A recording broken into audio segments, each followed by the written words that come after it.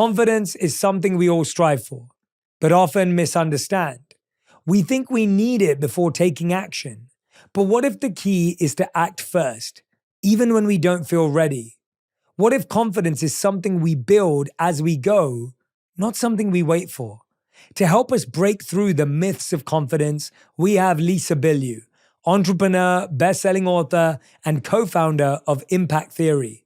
Lisa's journey from stay-at-home wife to powerhouse businesswoman has given her a unique perspective on what it really takes to build confidence from within. Let's hear what she has to say. So I think confidence is such an important and powerful topic. I wanted to ask you, because I think there's so much material and you do so many interviews around confidence and what it means and what it feels like. How do you define confidence for you?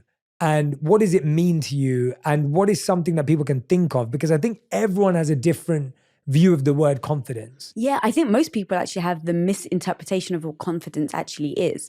Because they usually, and I was culprit of this when I was a stay-at-home wife for 8 years, I thought I needed it to get started.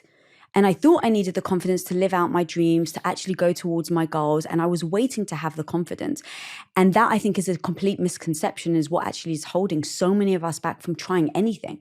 And what I realized was, in my own journey, I actually just needed to take action. I needed to go into something very insecure, not knowing what I was doing, practicing, wax on, wax off, my favorite movie, Karate Kid, and get so damn good that I build the competence to then lead to confidence. So the truth is, the confidence is the byproduct of taking action.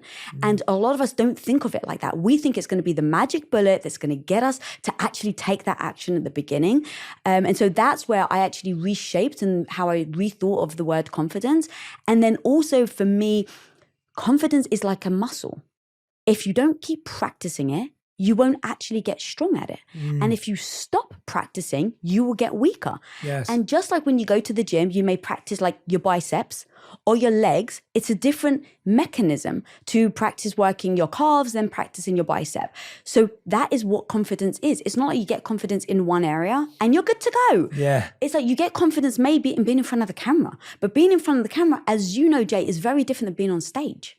So when someone sees maybe you've got confidence in one area, it doesn't mean that you've got confidence everywhere else. And I think people, if it's you and you're thinking about it, you may then think that you're incompetent or you're no good, or like it's just, well, I don't have the genes, so I may as well not get started. But the truth is, identify where you want the confidence, get started, build that competence, and then eventually it will breed confidence. Yeah, absolutely. I couldn't agree with you more. I remember once looking at the definition of confidence in the dictionary. And one of the definitions is an appreciation of one's own abilities, skills, and qualities. And I was like, I really like that definition. Like, it's actually self-validation. Like, confidence is being able to look at yourself and say, I'm good at this.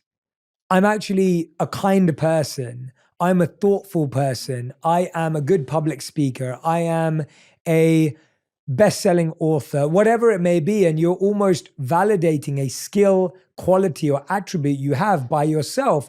And I think it's so interesting, and you're right. I think we've viewed confidence as how do other people feel about us. So we look at it as like, oh, that person looks so confident because they're like walking out their car, they got that swag, they're like dripping in great clothes or whatever it may be. And we see that as confidence. But we know that that person could be sitting in there going, oh, I'm not the right size, I'm overweight, underweight, I'm whatever else it may be, and criticizing themselves.